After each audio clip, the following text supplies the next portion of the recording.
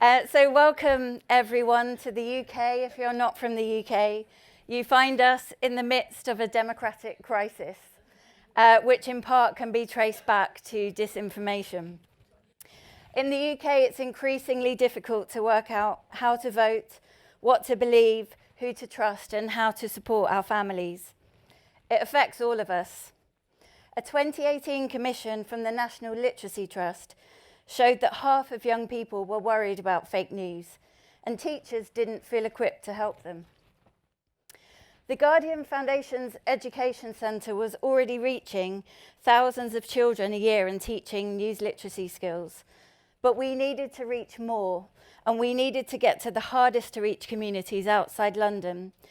And so the Guardian Foundation joined forces with our brilliant partners, the National Literacy Trust and the PSHE Association. And with funding from google.org, NewsWise was born. As you've heard, we're for 9 to 11-year-olds, and we cover not just disinformation, but bias, opinion, rumours, understanding what news is for, how it can hold power to account, and how to have a voice in your community. And thanks to google.org, we've been able to make our 15 lessons, over 60 resources free for everyone to use. We recognise that some schools in the UK are facing particular challenges, and so we focus our workshops in schools in the hardest to reach communities, those facing socio-economic deprivation, digital poverty and low literacy. But why this primary age group? Our first question: children are exposed to news and media from the moment they're born. Why do we wait till they're 14 or 15 to begin to teach them media literacy skills? Why don't we start when their education starts? At 9 to 11, children are already developing critical literacy skills in school, in English. How does this poem make me feel? What point of view am I hearing in this novel? But the curriculum doesn't allow them to ask the same questions about news reports. They have their first smartphones, or are just about to. They're absorbing media all around them, and they're worried about what's happening. But how do you make such complex issues accessible to primary school children? With experts in digital literacy, PSHE, and journalism, we wrote and tested throughout the spring and summer of 2018, and then rewrote based on very honest feedback from children and teachers.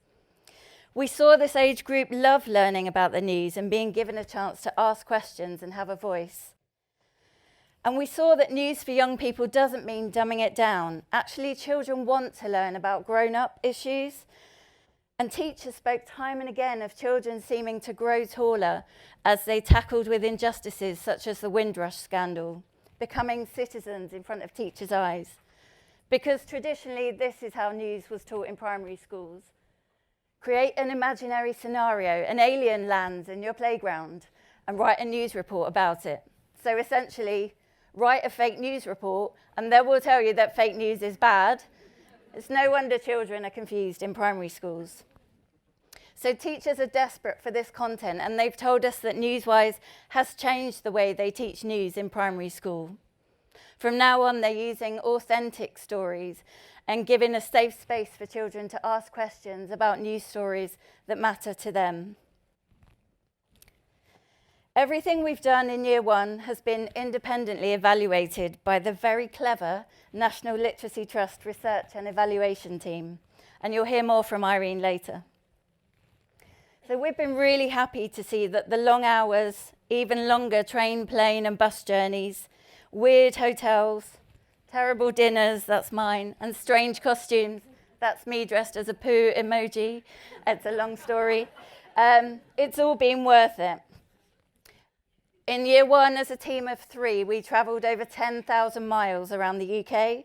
We went to every UK nation and English region. We worked with 2,500 children and over 500 teachers face to face.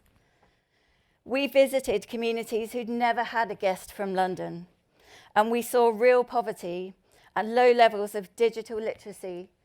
We saw schools facing really challenging circumstances.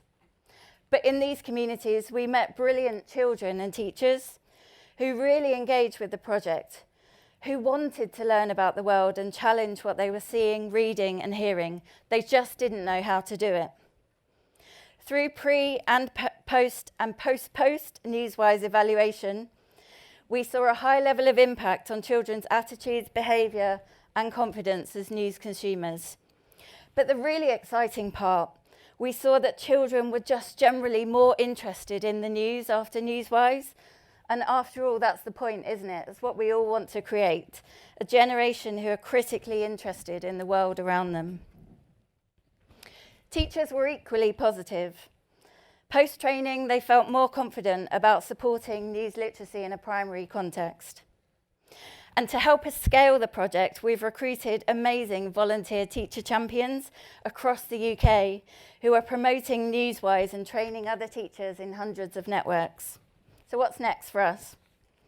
More teacher champions, obviously, who will not only promote NewsWise, but they're also helping us to test brand new resources for 7 and 8-year-olds.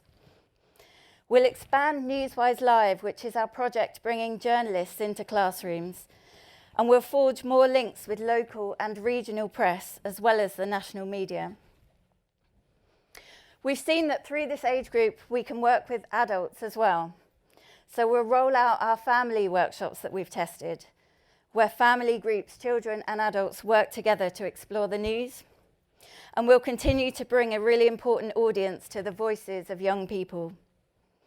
Finally, we'll continue to develop the UK News Literacy Network, which we co-founded last year with the National Literacy Trust.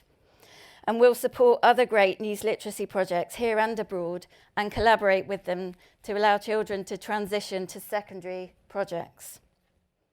So I think it's fair to say that we've learned a lot over the past year, but that's the point, isn't it? We're always evolving. Everything we create, we test with young people and teachers. So we know what really does work in the classroom.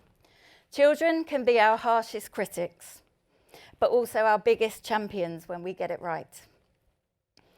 So I've been asked to give some advice to other projects. The advice from the NewsWise team is be pragmatic. Build it, test it, and then be prepared to rebuild it. And most importantly, always put your participants at the heart of your project. Thank you.